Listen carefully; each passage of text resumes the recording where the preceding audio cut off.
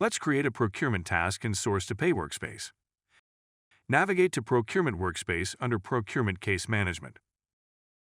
On the list page, navigate to All Work and select Cases to view procurement objects. Then select the procurement object you want to work with. On the Details page, on the Related Cases and Tasks panel, select the plus icon.